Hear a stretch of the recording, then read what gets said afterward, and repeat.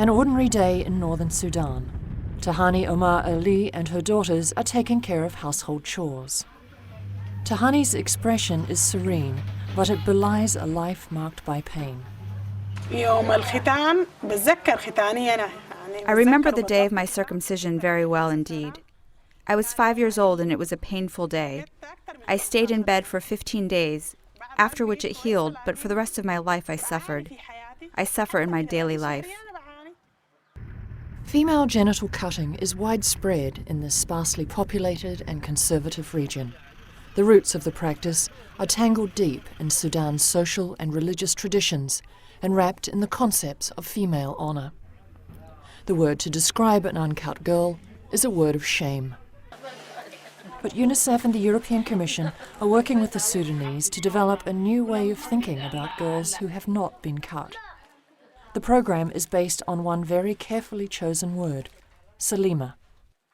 Saleema in itself is an Arabic word which means complete, intact, whole, as God created. The Saleema campaign encourages conversation about human rights between families, neighbours and communities.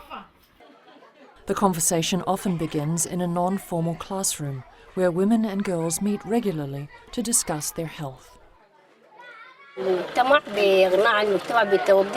convince them by approaching them little by little, not abruptly. I use proper logic, gaining their friendship. I use booklets and posters and seminars too. In a country as large as Sudan, mass media is essential to broadcast the positive message of Saleema. But if the materials are modern, their dissemination is age-old, using community forums and theatre, song and dance. In this way, the message is transmitted from community to community. Wearing a traditional scarf in the Saleema colours can start a conversation.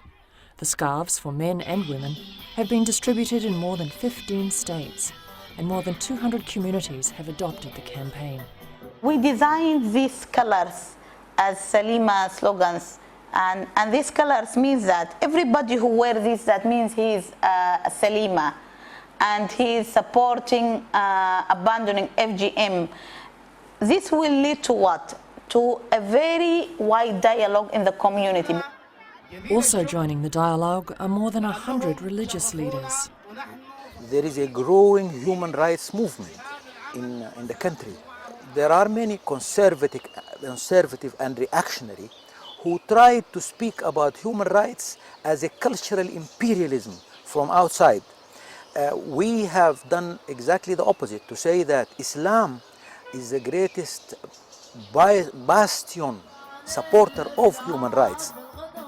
European Commission support helps to get Saleema to the widest possible audience. The European Commission is one of the direct donors and major donors of this project, and with support to UNICEF, UNICEF has managed to scale up the project on abandoning FGM during the last 2 years.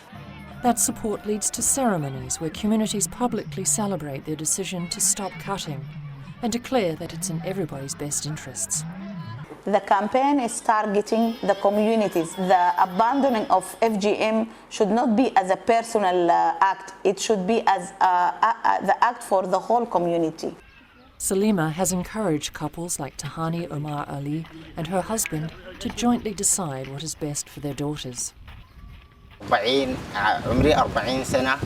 When I came across this program, Saleema, I consulted my wife. We were ready and prepared to respond to this program. A girl is born Saleema, so leave her Saleema. In reaching this decision, Tahani and Abdul have not only given their children lives free from the debilitating medical and psychological consequences of genital cutting, they've opened the door to a more prosperous future in which all of Sudan's daughters can reach their full human potential.